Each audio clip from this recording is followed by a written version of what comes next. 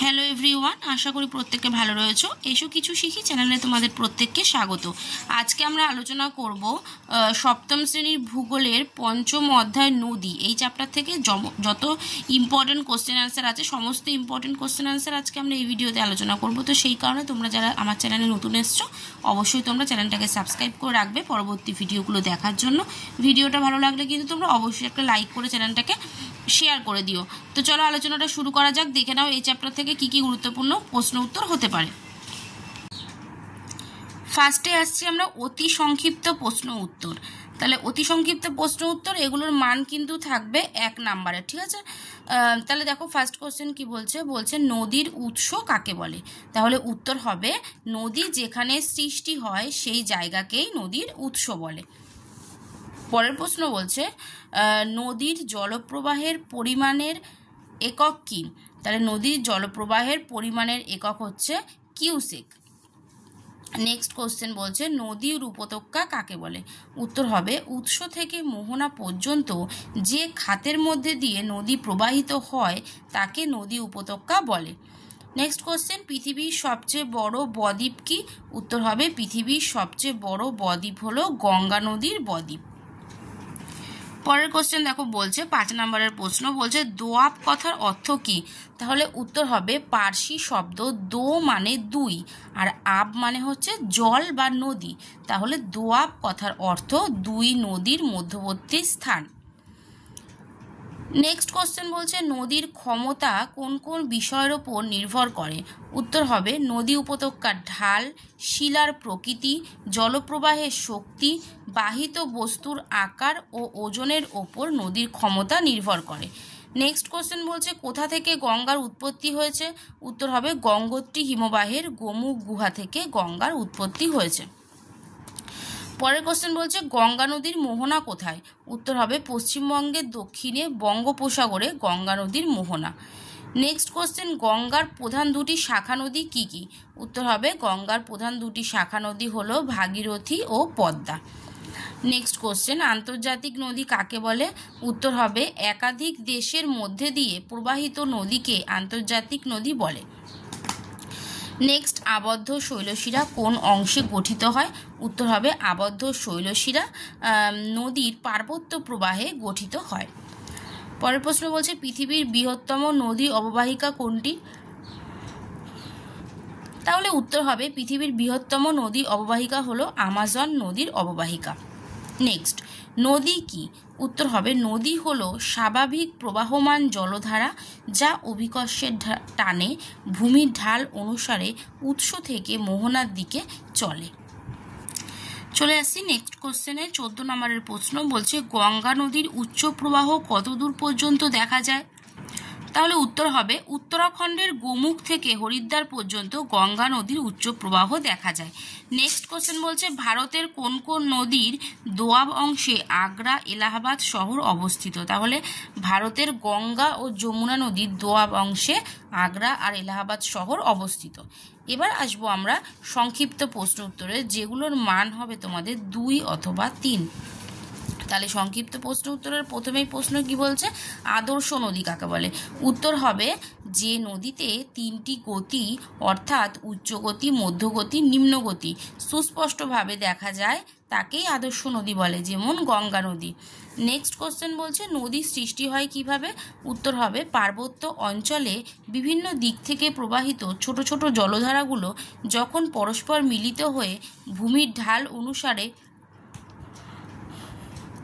উঁচু থেকে নিচু স্থানের দিকে বয়ে চলে তখনই নদীর সৃষ্টি হয়। নেক্সট কোশ্চেন উপনদী কাকে বলে। উত্তর হবে মূল নদীতে যে সমস্ত ছোট জলধারা এসে পড়ে তাদের উপনদী বলে।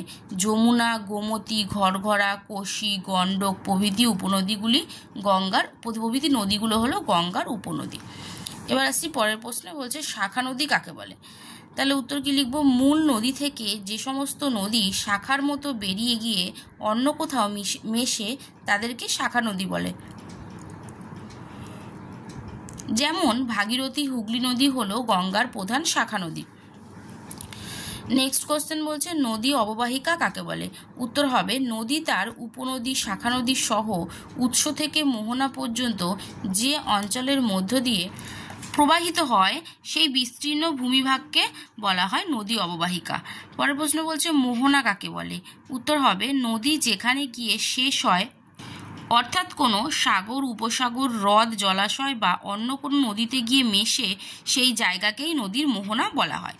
এবার প্রশ্ন বলছে ধারণ অববাহিকা কাকে বলে? তাহলে উত্তর কি হবে দেখো, পর্বতের বরফ গলা জল বা বৃষ্টির জল অসংখ্য ছোট জলধারার মাধ্যমে বয়ে গিয়ে বড় নদী তৈরি হয়। এই জলধারা সহ মূল নদীটি যে বিরাট অঞ্চলের উপর দিয়ে প্রবাহিত হয় সেই অঞ্চলটিকে ওই নদীর ধারণ অববাহিকা বলা হয়। নেক্সট কোশ্চেন বলছে জল বিভাজিকা কাকে বলে? তাহলে উত্তর কি হবে, কোনো পাহাড়ের চূড়ার অংশটি বৃষ্টির জলকে বিভিন্ন দিকে ভাগ করে বা বিভাজন করে, তাই তাকে জল বিভাজিকা বলে। জল বিভাজিকার বিভিন্ন দিকে বয়ে যাওয়া জল একাধিক ছোট ছোট জলধারার মাধ্যমে বয়ে গিয়ে মিলিত হয়ে মূল নদী তৈরি হয়। পরের কোশ্চেন কি বলছে দেখো, উচ্চ গতিতে নদী উপত্যকা ভি আকৃতির হয় কেন? তাহলে উত্তর হবে উচ্চ গতিতে নদীর স্রোতের সঙ্গে ছোট বড় পাথর নদীর তলায় ধাক্কা দিয়ে ক্ষয় করে। এই ক্ষয়ের ফলে নদী উপত্যকা চওড়া না হয়ে গভীর হয়। এই গভীর নদী উপত্যকা ইংরাজি ভি আকৃতির মতো দেখতে হয়। নেক্সট কোশ্চেন বলছে সব নদী মোহনায় বদ্বীপ সৃষ্টি করতে পারে না কেন? তাহলে উত্তর হবে নিম্ন গতিতে নদীর সঞ্চয় কাজ বেশি হয়। নদীর দ্বারা ক্ষয়প্রাপ্ত পলি, কাদা, নুড়ি, বালি ইত্যাদি বয়ে এসে মোহনায় সঞ্চিত হয়ে বদ্বীপ গঠন করে। অনেক নদীতে নিম্নগতি দেখা যায় না বা নদী দ্বারা বাহিত শিলাখণ্ডের পরিমাণও খুব বেশি হয় না। নদীতে জলের স্রোত খুব বেশি থাকলে নদীর মোহনায় বদ্বীপ গঠিত হয় না। এই কারণে পৃথিবীর বৃহত্তম নদী আমাজনের কোনো বদ্বীপ নেই। নেক্সট কোশ্চেন বলছে অন্তর্বাহিনী নদী ও আন্তর্জাতিক নদী কাকে বলে? তাহলে উত্তর হবে যে নদী কোনো দেশের মধ্যে দিয়ে উৎপন্ন হয়ে সেই দেশের মধ্যেই কোনো হ্রদ বা জলাশয়ে গিয়ে মেশে তাকে অন্তর্বাহিনী নদী বলে। যেমন ভারতের লুনি, রাশিয়ার আমুদরিয়া অন্তর্বাহিনী নদী।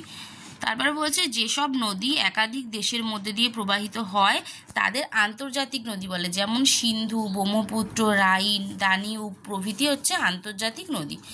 নেক্সট কোশ্চেন বলছে গিরিখাত ও ক্যানিয়ন কাকে বলে? উত্তর হবে পার্বত্য অঞ্চলে নদীর উপত্যকা খুব সরু ও গভীর হলে আই বা ভি আকৃতির মতো দেখতে বলে তাকে গিরিখাত বলে। যেমন পেরুর এল ক্যানন দ্য কলরম। তারপর বলছে বৃষ্টিহীন পার্বত্য অঞ্চলে ও শুষ্ক অঞ্চলে এরকম সুগভীর গিরিখাতকে ক্যানিয়ন বলা হয়। মার্কিন যুক্তরাষ্ট্রের কলোরাডো নদীর গ্র্যান্ড ক্যানিয়ন পৃথিবী বিখ্যাত। এবার বলছে দেখো খাড়ি কি? উত্তর হবে কিছু নদীর মোহনায় জোয়ারের সময় সমুদ্রের নোনা জল মোহনার ভিতর দিয়ে উপরের দিকে উঠে যায়, আবার ভাটার সময় সমুদ্রের জল নেমে আসে। এভাবে চওড়া মোহনা বা খাড়ির সৃষ্টি হয়। পশ্চিমবঙ্গের সুন্দরবন অঞ্চলের প্রচুর নদীতে এরকম খাড়ি দেখা যায়। নেক্সট কোশ্চেন বলছে জলপ্রপাত কিভাবে সৃষ্টি হয়? উত্তর হবে নদীর গতিপথে কঠিন ও নরম শিলা অনুভূমিকভাবে অবস্থান করলে নদীর নরম পাথরকে বেশি ক্ষয় করে, তাই শক্ত ও নরম পাথরের মধ্যে ধাপের সৃষ্টি হয়। তখন নদী শক্ত পাথরের ওপর থেকে নিচে পাথরের ওপর ঝাঁপিয়ে পড়ে, একে জলপ্রপাত বলে। নেক্সট কোশ্চেন বলছে বদ্বীপ কিভাবে সৃষ্টি হয়? উত্তর হবে নদীর মোহনার কাছে নদীর বহন করে আনা পলি, বালি, কাকড় জমা হয়ে চড়া সৃষ্টি হয়। নদীর স্রোত তখন ভাগ হয়ে চড়ার দুদিক দিয়ে প্রবাহিত হতে থাকে। এর ফলে প্রায় ত্রিভুজের মতো বা বাংলার মাত্রাহীন ব অক্ষরের মতো যে বিস্তীর্ণ সমতল ভূভাগ বা দ্বীপ সৃষ্টি হয় তাকে বদ্বীপ বলে। যেমন গঙ্গা ও ব্রহ্মপুত্রের মিলিত বদ্বীপ সমভূমি। নেক্সট কোশ্চেন বলছে অশ্বক্ষুরাকৃতি হ্রদ কাকে বলে? উত্তর হবে নদীর বাঁকের পরিমাণ বাড়লে বা নদীতে জল বাড়লে কখনো কখনো নদী বাঁকের একটা অংশ মূল নদী থেকে বিচ্ছিন্ন হয়ে যায়। এই বিচ্ছিন্ন হওয়া অংশটি ঘোড়ার খুরের মতো দেখতে হয় বলে একে এরূপ হ্রদকে অশ্বক্ষুরাকৃতি হ্রদ বলে। পরের প্রশ্ন বলছে মিয়েন্ডার কাকে বলে? তাহলে উত্তর হবে নদীর মধ্যপ্রবাহে বেগ কমে যাওয়ার ফলে নদী ধীর গতিতে চলতে থাকে। এই অবস্থায় সামান্য বাধা এলে নদী আঁকাবাঁকা পথ সৃষ্টি করে চলতে থাকে, একে মিয়েন্ডার বা নদীবাগ বলে। পরের প্রশ্ন নিত্যবহ নদী কাদের বলে? উত্তর হবে যেসব নদী উঁচু পার্বত্য অঞ্চলে সৃষ্টি হয় তার জলের উৎস বেশিরভাগই বরফ গলা জল। এই নদীগুলোতে সারা বছরই জল থাকে বলে এদের নিত্যবহ নদী বলে। নেক্সট কোশ্চেন বলছে নদী কখন প্লাবনভূমি সৃষ্টি করে? উত্তর হবে নিম্ন প্রবাহে নদীর মধ্যে পলি বালি কাকড় জমে নদী অগভীর হয়ে যায়, ফলে বর্ষার অতিরিক্ত জল দুকুল ছাপিয়ে বন্যার সৃষ্টি হয় এবং বন্যার সময় নদী তার দুধারে বিস্তীর্ণ জমিতে পলি সঞ্চিত করে এবং উর্বর প্লাবনভূমি সৃষ্টি করে। চীনের হোয়াংহো নদীর নিম্ন গতিতে এরূপ প্লাবনভূমি দেখা যায়। পরের প্রশ্ন বলছে দেখো অনিত্যবহ নদী কাদের বলে? উত্তর হবে মালভূমি বা অন্য কোনো কম উঁচু জায়গায় সৃষ্টি হওয়া নদীগুলির জলের উৎস হচ্ছে বৃষ্টির জল। এই কারণে বর্ষাকাল ছাড়া এই নদীগুলোতে সারা বছরই জল থাকে না, তাই এই নদীগুলোকে অনিত্যবহ নদী বলে, যেমন বাঁকুড়ার গন্ধেশ্বরী। এবার চলে আসি, দেখো কিছু শূন্যস্থান পূরণ আছে। দেখো কি হবে, প্রথমে বলেছে একটি আদর্শ নদী হলো ড্যাশ। তাহলে একটি আদর্শ নদী আমরা কি লিখবো? একটি আদর্শ নদী হলো গঙ্গা। নেক্সট কোশ্চেন বলছে নদীর বাঁককে ড্যাশ বলে? তাহলে নদীর বাঁককে মিয়েন্ডার বলে। মিয়েন্ডার বলে। নেক্সট বলেছে নদীর ড্যাশ প্রবাহে গিরিখাত দেখা যায়? তাহলে নদীর পার্বত্য প্রবাহে। পার্বত্য প্রবাহে গিরিখাত দেখা যায়। তারপরে বলেছে গঙ্গা নদীর মোহনা হলো ড্যাশ? তাহলে গঙ্গা নদীর মোহনা হলো বঙ্গোপসাগরে।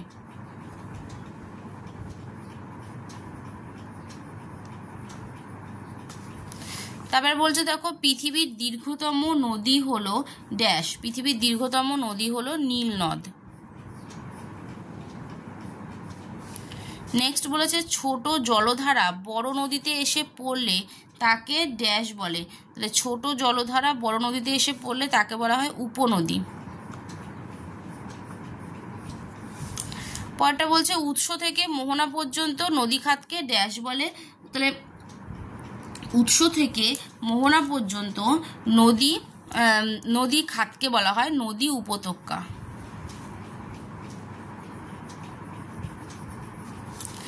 নেক্সট বলেছে ভারতের একটি অন্তর্বাহিনী নদী হলো ড্যাশ?